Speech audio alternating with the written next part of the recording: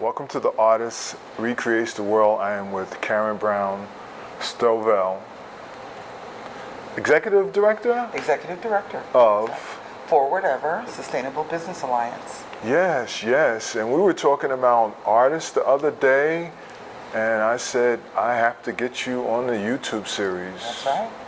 So you want to tell us a little bit about the art, you as an artist? Because you blew me away with that first. Well, which part? I'm not really an artist. I consider you an artist. Okay, so I blame... You blame? I blame my love for the art on my mom. I am a Newark native. And my mother owned an antique shop and small gallery in East That's Orange a good start. when I was growing up. And we spent every Saturday coming down Halsey Street and visiting the various galleries that were here back in the 60s and 70s. Yeah. And so therefore, my love started then, very, very young. Fast forward, I played flute, I played piano, I played violin, I did all those kinds of things. Did you hear her say she wasn't an artist? What is that? Well, I don't do it now.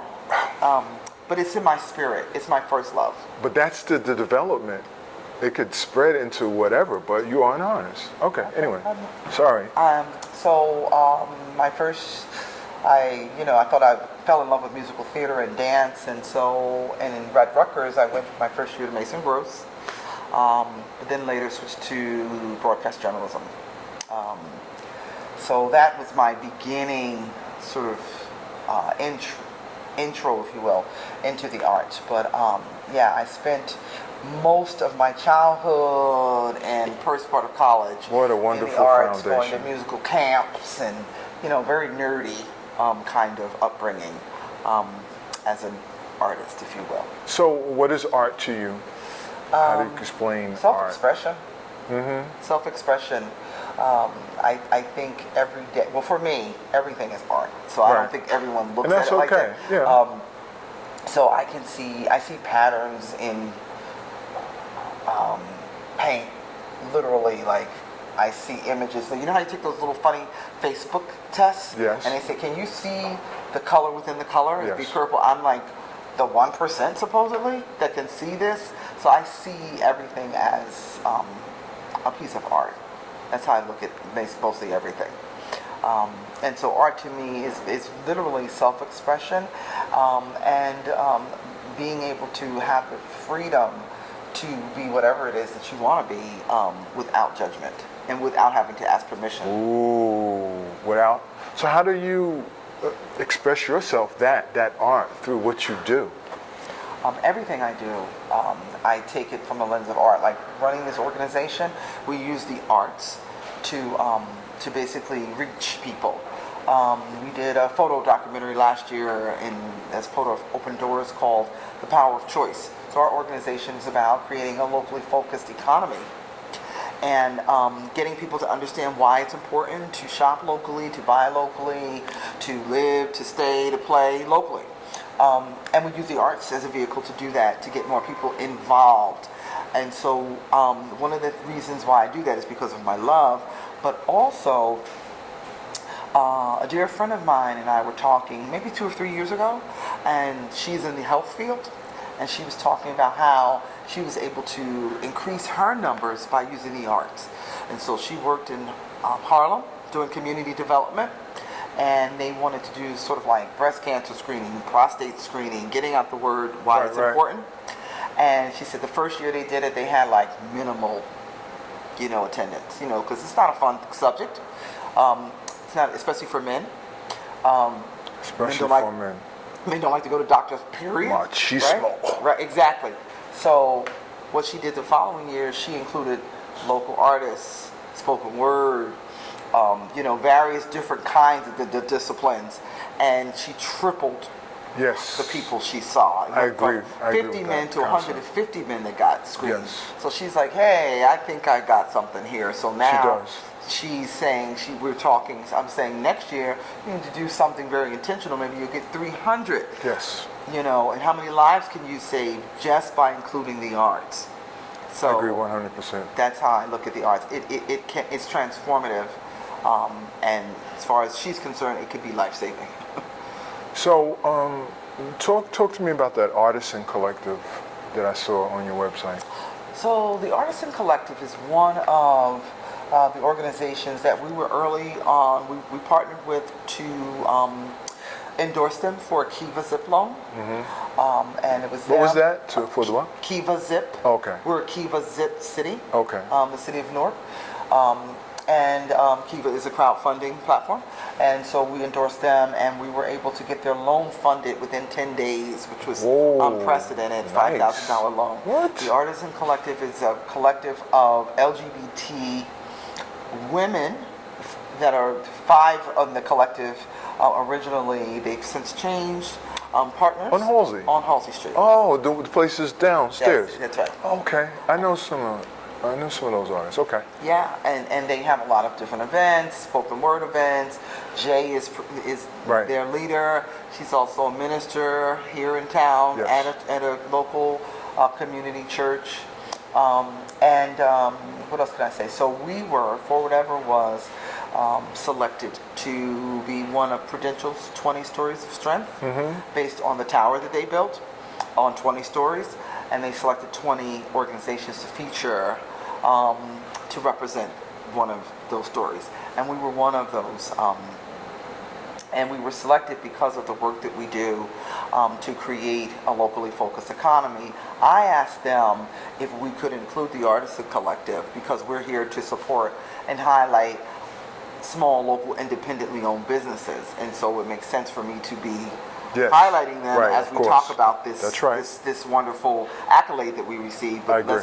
Let's talk about that. And so we were pleased that we were able to pull that off with the Artisan Collective. Now, what I love about the company is that you're like already doing what we talk about in the Artist Recreates the World, and that is the whole notion of that you are an artist, but you have to develop into something else to be ingrained in the community and be tentacles in the community. So you're not just making flower or power art, or you just not making paintings, but you're an intricate part in terms of funding and other elements that really reach out and change people's lives and integrate people for change. You know, I mean, because to me, it's the artists that really can recreate if they see and understand and know their power. Absolutely. But that also comes with a lot of transformation around what is art, who can be considered an artist, what is the explanation, what is the value, who decides what that is, and all of that comes with it. And the business side of it, right. too. But that's where our writers come in. Again, to me, artists are the writers. Books have to be written. My next question is, how do you educate? How do you educate? Well, how do you educate here? How do I educate myself on our business? Because I see educate, support, and promote localism. Right. So when you say educate, what is that for you? Okay, so educating meaning for us is around messaging the narrative so people understand why it's important for them to support small, local, independently owned businesses, what it means for our community, how it builds a brand, how it builds destination, how it creates unique cultural attraction. All those things matter. Love that. All those things matter. So, for example, if you have a community that's unique, then people want to come to your community. If you have a community that's filled with Walmart and chain stores that you can go to in any mall, then that's not unique. It is not an attraction. If I can only come to Newark, New Jersey to get that necklace, I have to come to Newark. It's the handprint. We have a unique handprint. That's right. But we need to put that stamp on the world, put the stamp on not only the city, but also on the state. We have a unique handprint because of where we come from, the artists, the energy, the experiences, yada, yada. And you can only get that here. If I can share this one thing, they have a brand in Austin, Texas called Keep Austin Weird. Wow. And it's basically Austin is hot. they do not want chain stores. So if you want a Dunkin' Donuts or Starbucks, you got to drive 10 miles outside. Yeah. They want to keep it weird and unique. As a result of that, they get a lot of people coming to see their weird shops that you can only get there. That's what we need to be working on and focusing on. as it relates to how we build Newark, making people realize that we have something special and unique to us. And if you want to be a part of it, you need to come here and get some of it. So now when you talk about educating, what you just talked to me about, well, now what I see is I challenge the artists to, those that are writers, to not take your concepts, but understand that has to be, those ideas have to be written in a blog. Somebody has to do a book. See, we cannot continue to repeat the same information that does not move us to another place. So that's why when I say the artist recreates the world, I'm talking about all my artists. So where are my writers that can take this element of localism and expand upon it so it's known nationally in a different way? So you got your people like Brick City Live. Yes. Right? Right. And she's trying to expand. That's my, that's my girl. That's my. We said it at the same time. And that's my girl. Yes, and she's an award-winning journalist. Yes. Right? Oh, it is very important. But it's also important. Let me say this: we have to stop. What's the word I'm looking for? We have to stop demonizing money. We need to get comfortable with money. Now she wants another show. Well, that's that. We gotta get comfortable with money, because that whole starving artist and what it means to be authentic as it relates to not being able to be bought is a played out narrative. We need to be paid for our art, not to be paid for our soul, but for our art. I love it. Right? I love that. That's great. And it's okay. Once we stop demonizing it, people can feel comfortable saying, yes, my art goes beyond the daisies and just doing flowers and all that stuff. We need to, start making sure that we put a dollar amount to our time. Yes. Our energy, our writing, our music. We're done. Yeah. We're done. She getting ready to go up. No. Yes. Where can people reach you? You can reach me at KB-Stovell, Stovell, spelled phonetically, at Gmail. This is simple as that. And you can go to our website at ForwardEverNJ.com. Instagram? Instagram is ForwardEverNJ. Twitter is the same. Facebook is the same. ForwardEver Sustainable Business Alliance. I love that you spent some time, because this series, it just adds, people can't always see you or hear you, but they can go to the YouTube and just get these little pieces to help all of us. It's the community. We help each other. That's right. If we hear each other, if we see each other, we inspire each other. And can I add one other thing? Of course. We just passed an ordinance last year. It felt like just last year in 2016. 2016 December, to implement the city's first buy local program. So when we kick it off, which we hope will be within the next several months, fully kick off, people will be able to shop with participating businesses and earn credits toward their property taxes if they own property in the city. If they do not own property tax, if they don't own property, they can sign up with their address.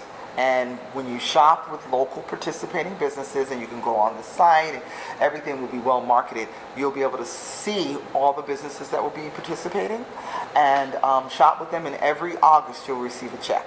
Ooh, I like. And the average for people that are intentionally shopping locally is about $200. Nice. Yeah, it's not going to change your life. But where else do you go shopping and they pay you to go shopping there? $200 can change people's lives over a year. Yeah. So I just wanted to put that out there. Look for that program to come. We'll be managing in collaboration with Newark Community Economic Development Corp. We love it. We love it. Again, thank you so much. You're very welcome. Continued success. Thank you. Peace. We're out. Peace.